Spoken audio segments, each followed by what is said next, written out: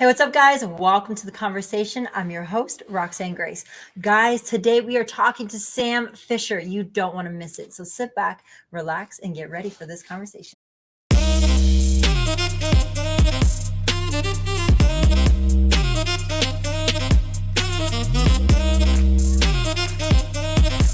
Sam Fisher's career in music began over 25 years ago as a touring artist. He would go on to sell tens of thousands of albums over the next decade as the frontman and lead singer of an indie rock band before calling it quits. Sam co-founded Lucas Gambit, an event management and promotion company. In 2014, Sam stepped away from the day-to-day operations of Lucas Gambit to co-found Paravel Management, a music management company based in Nashville and Los Angeles. In just 2 years after launching Paravel, Sam played a key role in the growth of the company, signing hip-hop artists KB, Duo Seth and Nerva, urban pop artist Brandon Murphy, and author D.A. Horton. After a brief stint with Maximum Artist Management, Sam joined Deep South Entertainment, signing 18-year-old wonder kid Kobe James and bringing along Royce Lovett and Brandon Murphy with him. Guys, today we're going to discuss how perseverance pays off. We're going to talk about what a new artist needs to do to get the attention of a manager. And we're going to discuss why it's more important to listen than to speak when it comes to race in today's culture. Guys, let's bring in the man himself, Sam Fisher. What is up, Sam? How are you doing? I'm good. How are you? I am doing fantastic. How's the weather in North Carolina? We're fortunate today. We're going to be the last to get it. It's sunny today. It's kind of chilly though. It's a very tropical 46 degrees right now where I'm at. But a tropical 46. You said tropical and 46 in the same sentence. It was negative 2 degrees in North Texas last night. It blew my mind. Yeah, so we're faring a little bit better than everyone else. Yeah, it is. I've heard about the crazy weather going on around our nation, but sometimes I feel like we forget over here on the West Coast what the rest of the nation is facing, you know. But well, praise God. Well, how's your beautiful wife and your 3 children? Yeah, they're fantastic. We're all humans crammed in a space for the last 18 months or so. So we're all driving each other crazy, and every day there's a different dynamic going on. But I mean, it's cool though, because like we're doing as well as we could be doing, but our bad would probably be somebody else's. Like, I wish I could have that day, you know. So we taking it in stride, I believe. I hope. I love that. That's a beautiful perspective. Well, anyways, I am so stoked for today's conversation. I know you're great friends with my husband. You both have been in the music industry for a long time, and both Lance and I were both very excited for today's conversation. So we're going to have to kind of jump right into it. There's so much I want to cover.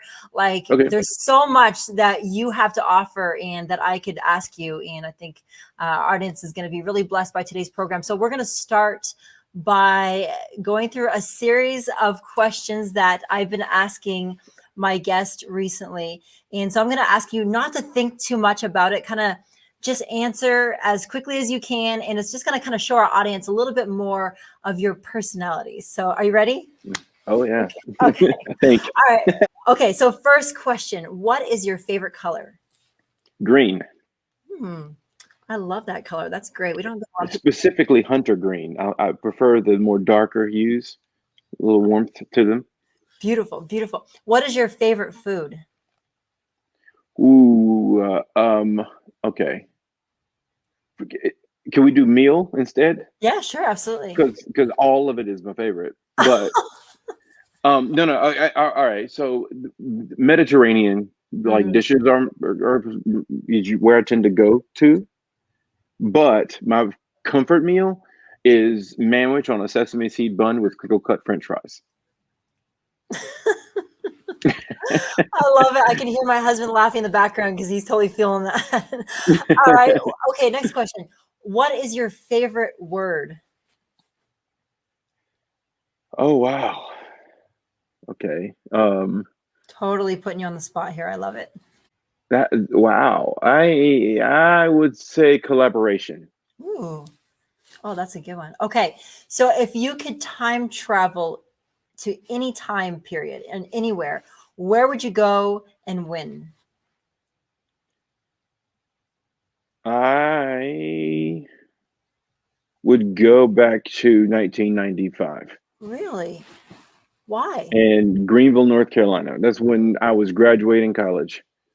Actually, Wow. can I have a 1B to this one? All Yeah. right, so 1A is when I graduated college in 1995, and I would go back and tell myself that good was coming and I had to stay patient and stay the course. Wow. Back then I was a bit jumpy, so I would get involved in things, but I would react to whatever external stimuli, in the moment, and it would constantly throw me off course. It could be a woman, it could be a new hobby, it could be a job, whatever, or a new decision or whatever. 1B, and probably for the same reason, but I would go back to, I don't know the exact date, but I know the month. It was August 2003, somewhere near there. And my band broke up that night. We played a show and we had been touring for forever, and the band broke up that night. And that night I made the decision to go solo. Like I was like, all right, I'm gonna put out a solo record, I'm gonna put together a band. I started making phone calls within an hour of that. I wish I could go back and tell myself, no, don't do that. Move to Nashville or LA and go into the business. Wow. And if I'd have done it then, I feel like things would have been a little bit different. But you know, Wow. These are profound answers. We haven't even gotten to the juicy stuff yet. I'm like, blow minds already. Okay. All right. Next question. What makes you sad? This is fairly easy. I don't like brokenness. Hmm. Um, so yeah, if I see anything kind of out of whack or just not in balance, or it could be anything. Like, yeah, I joke all the time that I can sense the disturbance in the force, Wow. and it affects me emotionally. Yeah. But yeah, so and I mean it kind of feeds into everything else too. So like disunity, anything that feels out of its place or broken bums me out pretty profoundly. That's a great answer. Okay. What makes you happy? Good music. Come on. Yeah. Preach. Yeah, good music. And music has been, um, I would say music has been the guardian angel, I think, that, my whole life.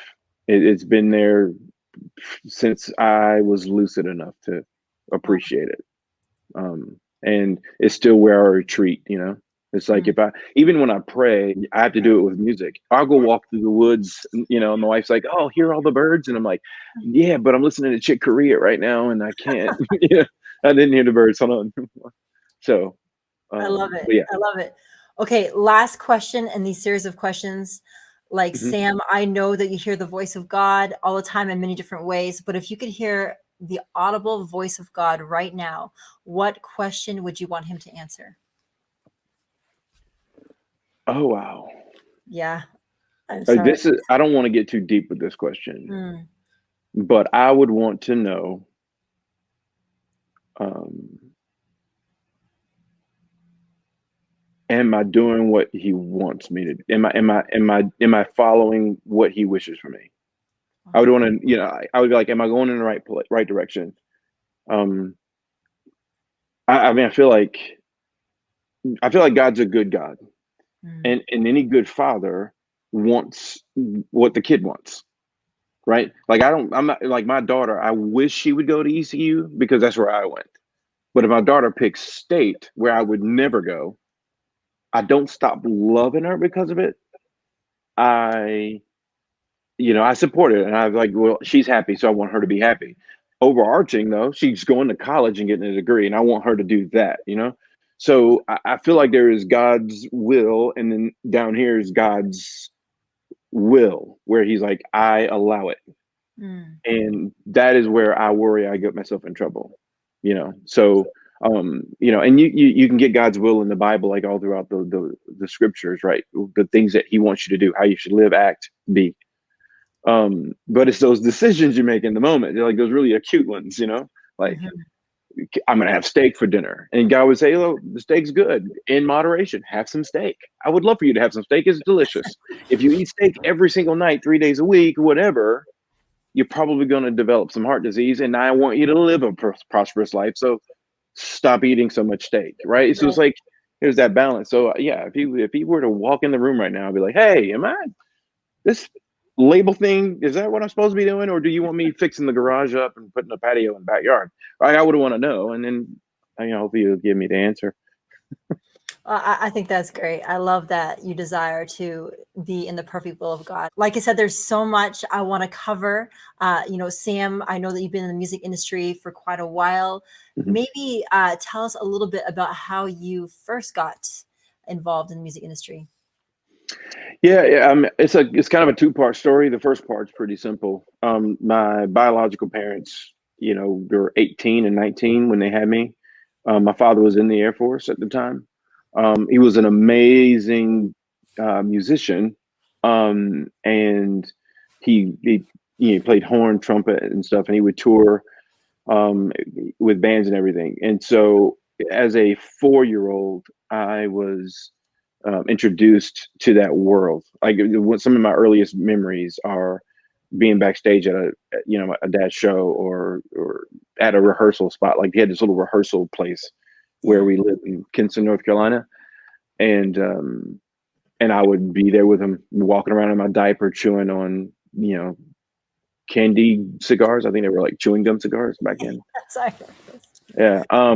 So that I got hit with a bug pretty early. I was like 3, 4 years old, and then when I turned, I believe I was 10 or 11 years old. I decided I wanted to play horn myself. So I learned saxophone, hoping that one day I could play it with my father.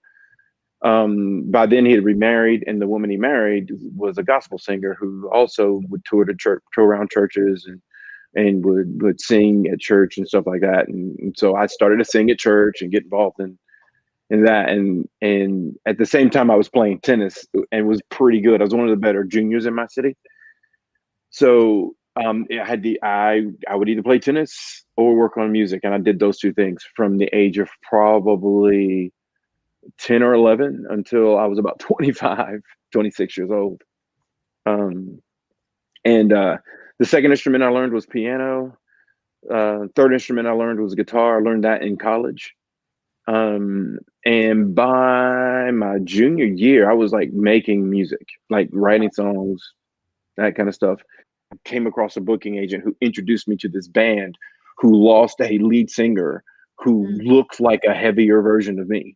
Like wow. we kind of looked alike. We had the similar tone and timbre to our voice.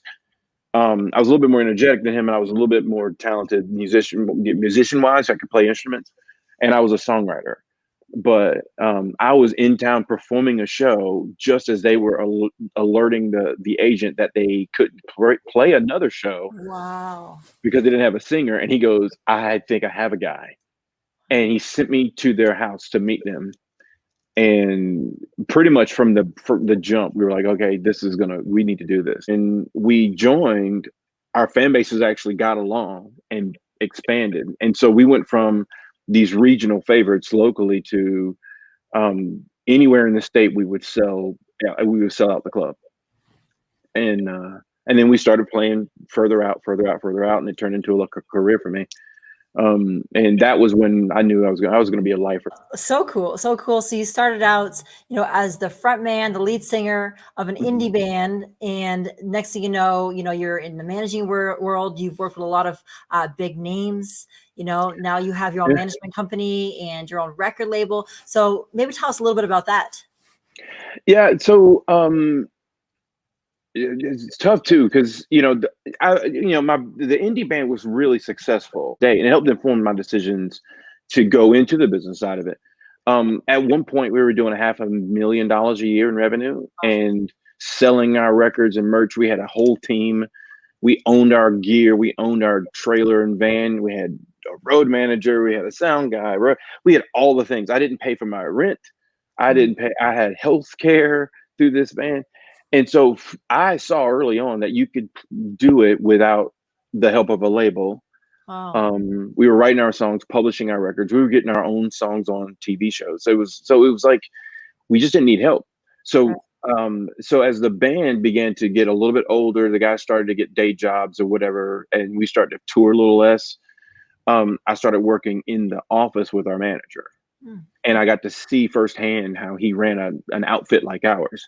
I got to hear him talk to labels. I got to hear him talk to record stores. I got to hear him talk to distributors and such. And so, um, when the band stopped, I went solo. I signed an indie deal that was a terrible idea. We put out 2 records with that, and then decided to just retire when my first daughter was born. And I was living in our city.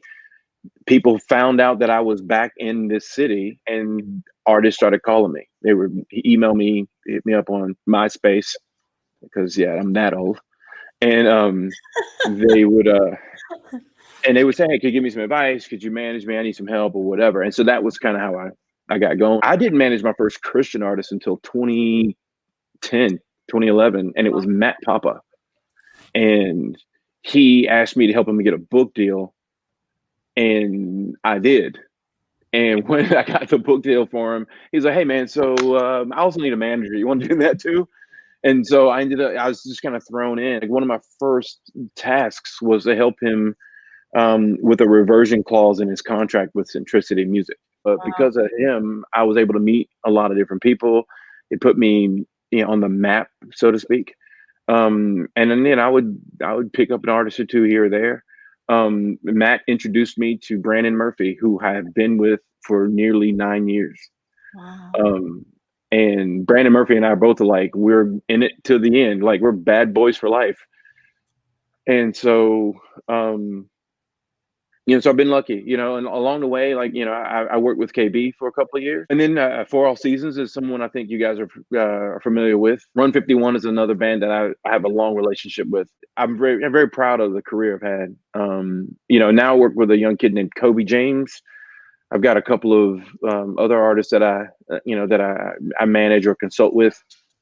And then I have Paravel Records, which has become pretty important at this point now. Yeah, you mentioned that, well, you started out in the indie band and that you guys were Mhm. so self-sufficient that you felt like you didn't need the manager, you didn't need the label, you guys were making it on your own. Right. But as you're speaking, just knowing you and knowing what my husband says about you, and like, not everyone is wired the same way as you. So Right. naturally, you were already that person. So stepping into management and starting your own label just makes sense because you Mhm. were already wired to just make things happen. And then I see all these different artists that you have linked your arms with, and just seeing the success that they're reaching because that's how Yeah. you're wired. And so, speaking of that, let me ask you a question. What advice would you give to an artist that's looking to get a manager or looking to get signed, and maybe even explain like what are managers looking for in an artist? The artists will come out of the gate, right? They're like, they buy a guitar, they write a song, and their wife says, "I love that song," or their Right. girlfriend or their best friend, their roommate, whoever. And immediately, like, I need a manager, because on TV, on blogs, like, the romanticized version of the industry is the manager shows up, makes a couple of phone calls, and they're sitting in, the Warner building, right, signing a deal. Um, and it's completely false, right? And so I would tell any artist just starting out that you are your own small business. You have discovered a new French fry, is the analogy I use. And it's a great French fry. People like your French fry, and you are now trying to get other people to eat your French fry. So you need to build it that way, right? So you figure out how you're going to package your French fry. You figure out how you're going to market it. What's the name of it? What color is your branding going to be? Do you use some combination of red and yellow, because that seems to work with French fries? And then you go and you're like selling French fries out of your trunk. You're setting up a little fryer on the corner, and you fry your French fries.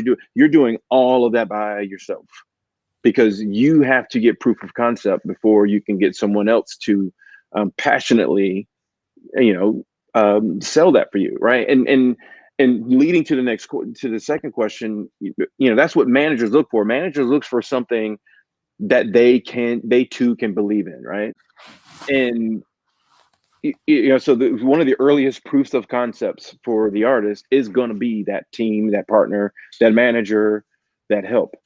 And my advice always to a new artist is you are always chasing proof of concepts for the next step.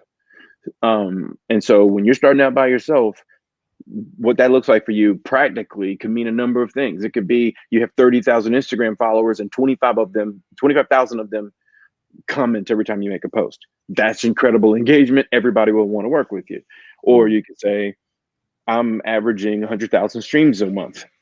That might work, right? So you want to have something that someone else can sink their teeth into and then become a passionate advocate on your behalf for. What you're saying is that you want to see that the artist believes in themselves as much as you are going to believe in them, and that they're already proving that I believe in the gift and the talent that I have before you come and link your arm alongside of them, kind of thing. Yes. I know that you are also like a mighty man of God. As we talked about it earlier, like you are a man after God's heart and God's will for your life and for your family's life. Tell me, how does your faith play a role in what you do? It has made me reckless. Right. I remember as a young child, I became a Christian when I was 12. Wow. And I remember as a young child, like people would nickname me the golden child or, whatever. And because it always felt like things were just working out for me. It used to drive people crazy. I think it still drives people crazy. Because it always just kind of seems to sort of work out for me. And so it's allowed me to be a bit reckless with how I live my life. And I don't mean reckless as in I'm reckless with people's feelings or reckless with people's possessions or I'm reckless with my words. It means I am reckless with my love. I'm reckless with my passion. I'm reckless with my knowledge. I'm reckless with my money. I'm reckless with my possessions. And so I joke all the time. I was like, knowing God allows me to pin my ears back and just pursue with impunity, because in the end, it's all working out, and for me, I know, from the Bible too, that like, the journey is just as edifying and sanctifying as the destination. And in fact, like Paul talks a lot about like embracing the race, embracing the journey, and because we know at the end, right, like it's gonna be good. So like this earth down here, we have a job to do, and we have to do that job with impunity, So if an artist calls me and says, this is what I'm trying to do, like I had an artist call me and say, I'm pregnant and I'm so sorry, and I was like, why'd you apologize? Right. And she goes, well, I mean, yeah, nobody wants to promote a pregnant musician. And I was like, I never said I didn't want to promote that. I was like, you know how many pregnant women in the world? My eyes, my mind and my head was, okay, cool. Now you get to speak to someone else and help someone else. And I get to be a part of you helping somebody else. And wow. Yeah. So yeah, it's that. been that way. Yeah. Okay, Sam. So you and I yesterday were having what I would like to call a sobering conversation. And I was thinking, like, for myself, I was raised in Canada. My husband was raised in Southern California. Both Canada and Southern California are very multicultural, very diverse, and so very diverse. And some of the things that you were mentioning yesterday were those concepts and stuff were very foreign to me, because I was like, how is this possible? You're painting a world that I did not know. I mean, you told me yesterday, you were the first Black man in your university to play tennis. You told me that you were the first Black man to be on staff at a mega church that you used to be at. You told me that you're one of the few Black music managers in the Christian or in CCM. Tell me about that. Let's talk about that. Yeah, I mean, some of it I think is historical, right? Like, and I don't mean that in the I don't mean that in a hyperbolic sense. Mm, I I mean, as in, 1964, 65 is when everything started to come together. Segregation, the Civil Rights Act, Voting Rights Act. Like, it was all these things started to really coalesce and truly integrate society. I tell the people all the time, like, when I was born in 1973, my father had only been a full human and had his full human rights for 7, 8 years. wow. And which is mind blowing, right? And so, just because of in a historical sense, I'm a little bit older, so it's like, I'm constantly, trailblazing, right, in these regards, right? But I would say too, it was intentional for my father to integrate me. Right. He and my uncle saw it a little bit differently. My uncle went to a historically Black university. Mm, My father graduated from a predominantly white institution. My father went into the Air Force, my uncle went into the Navy. So there was like these juxtapositions in this bookend for me, where I had a really militant uncle who was like, "You don't need the white man for anything," and the white man will always be skeptical of you. He will always doubt. You need to be above reproach. You need to do it better than everybody else. He was always doing that. My dad was saying, I'm going to put you with them, and you're going to compete with them, and you're going to learn what they learn, know what they know. You're going to be aware of their culture. You're going to, and so, and then I'm a biracial kid, right? My dad's Black. My mom was half Black and half white.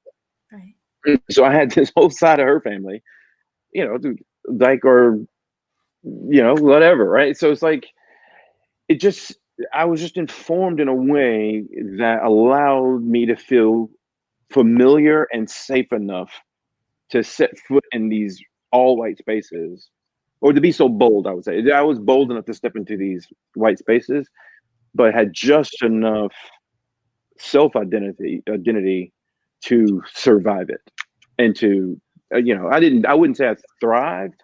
I mean, I did okay. I was able to leave some type of a mark. I'm very humbled by this, to say that, 2 years after I graduated at East Carolina, they allowed another Black walk-on to join the team, and who eventually gained a scholarship and played all 4 years with the school. And then Wow. two more came after me. At that mega church, when I left, it was nearly 20% Black, and they had directional elders who were Black, and they had leadership that was Black, and pastors that were Black. And it makes me feel like God used me for something good, and it wasn't just for naught. And I'm humbled by that, to be a part of that. But I won't say it wasn't rough. It was rough, and I still have some scars and stuff from that, and stuff I had to deal with. But Wow. And I know yesterday you mentioned to me that sometimes you find it frustrating to see so many people speaking on behalf of the Black community, but not necessarily listening to the Black community. So sometimes we need to talk less and listen more. What would you say about that? yeah, it's interesting too. My wife and I were having a conversation this morning, and she kind of intimated that the hardest thing it is for people to do is listen. Right. Because human nature, from an ecological and anthropological standpoint, um, preservation is the number one driver of everything we do. And so naturally, everything you hear, everything you see, you're running it through your filter. And so listening is a skill that has to be developed, and it's really tough. And it gets tougher the more conflict or the more tension is invited into the conversation, Right. right? The only time it doesn't happen is when people are arguing about their favorites, their preferences, right? Mhm. Like, I love lime sherbet, right? My wife hates sherbet altogether. So we can have a nice little discourse Right. about it, but it's comfortable, and we're both listening. But other than that, you tend to shut it off, because there's something threatening about the tension that happens when you disagree with someone else, right? Because that conflict will breed more conflict, and if that is not taken into consideration, it can get out of hand. And so the the default for us, I think, is to kind of gloss over. Like, how can I, how can I internalize this, and now how can I bring it back out? And, so applying that to race, right? There's probably no more greater tension in America than that. And it's just incredibly difficult to have that conversation if you are the Black person in the predominantly white space. And I would even say the converse is true, but you don't see that often. And so what I would find going on in my life is that, I would just choke back things that, I didn't like, or microaggressions. I don't even like the term microaggressions. I don't appreciate cancel culture. Those things kind of bug me. But if I look back, like, I know what a microaggression is. I know what it looks like, when someone says, "Is that what you're going to wear on stage?" Or, like, I wear these beanies, right? Because I like them. They look pretty good, and I'm bald. So it's like, it keeps my head warm. And, but I remember being told I couldn't wear a hat, what other people were wearing hats. And it felt to me like it was because of who I was and not necessarily some other policy, but I would choke that back. And that becomes difficult for a Black person in those spaces, because after a while, you just kind of become dead to those needs, which again is counterintuitive to our core motivator, which is self-preservation. And what Black people have had to do for 400 years is go against that, because every single time they would react out of that need for self-preservation, they would be slaughtered, or and you can go back throughout the history of the United States. In the Reconstruction, the Reconstruction had lasted for a finite period of time, but the end of Reconstruction was gruesome, and it was profound, and it was swift.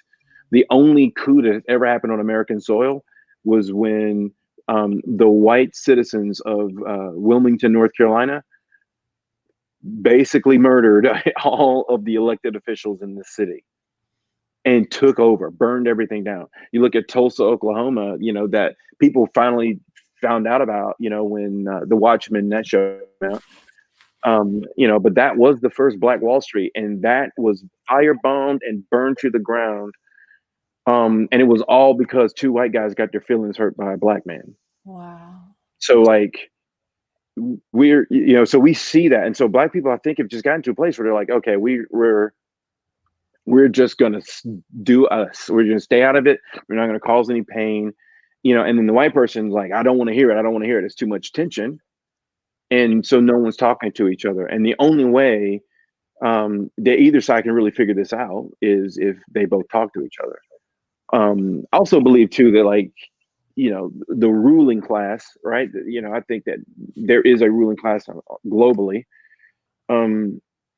They're outnumbered by the citizenry, and so it is in their best interest. In America, we have a ruling class, and that's the really, really rich, like uber rich, and in some cases politicians, and in some cases some other, like, well-connected folks. But I don't want to sound conspiracy theorist. This is Right. I'm thinking from a historical standpoint, right? But in the beginning of America, slavery was a necessary economic and power situation. We became a superpower because our GDP was through the roof. We could create products that had value elsewhere for nothing. It didn't cost anything, and so when they codified our laws, that was ingrained in that, right? The life, liberty, and pursuit of happiness was really life, liberty, and pursuit of property, and we were the property in that time, right? Wow. So you have this whole thread going on, and then right around 1690 something was the Bacon Rebellion, and the ruling class was like, they freaked out because the white indentured servants, so Black indentured servants, and the mixed, and like in the 1600s and the 17, in the late 1600s, Black slaves and white slaves, or white indentured servants and Black slaves, and vice versa, they could intermarry. There were biracial relationships. They could do all of that. After Bacon's Rebellion, that was all outlawed.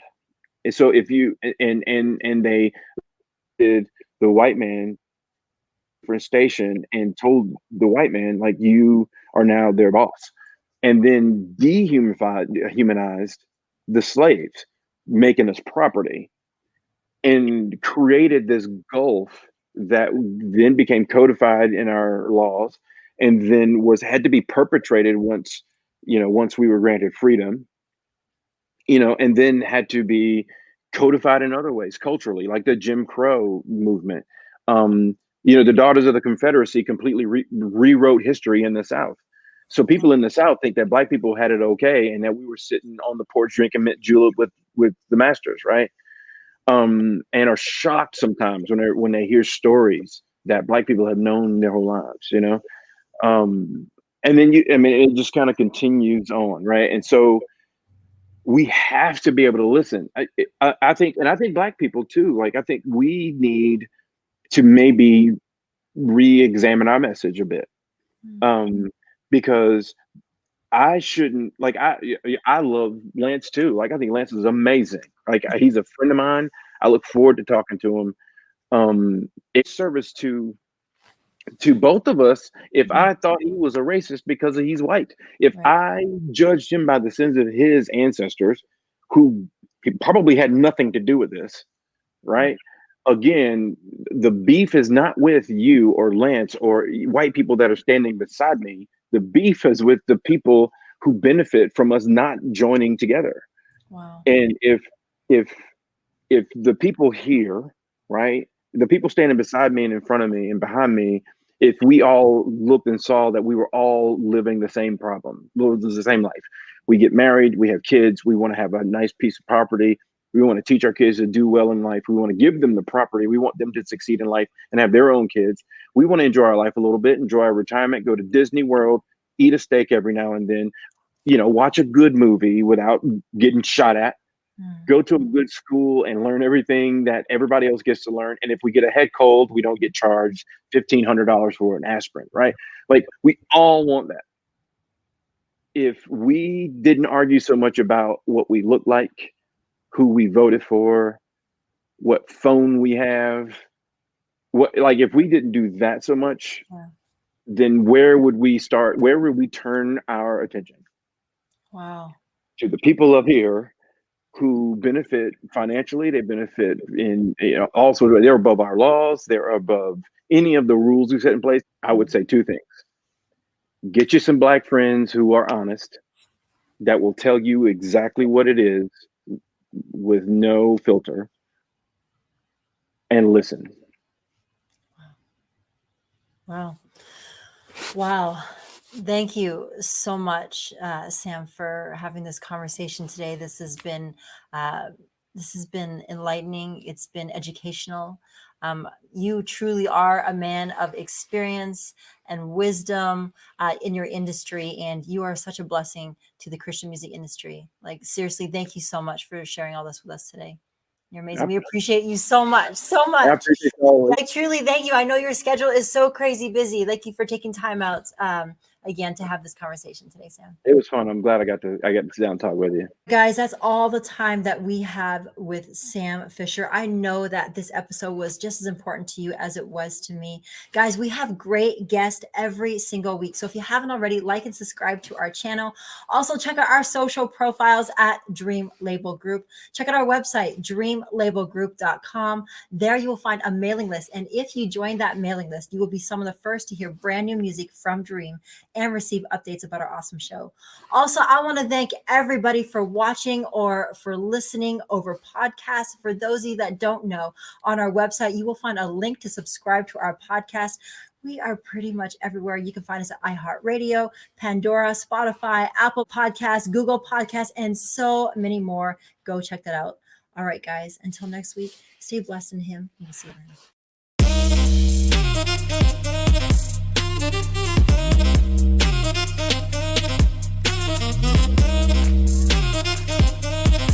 Hey guys, Roxanne Grace here. Thank you guys so much for watching Dream's YouTube channel. Make sure you subscribe so you don't miss a single conversation or new music from Dream. And if you guys enjoyed this episode, be sure to hit the like and notification buttons and share this video with a friend who needs to hear it. Oh, and don't forget, you can subscribe and listen to the conversation anywhere podcasts are available. Thanks for watching.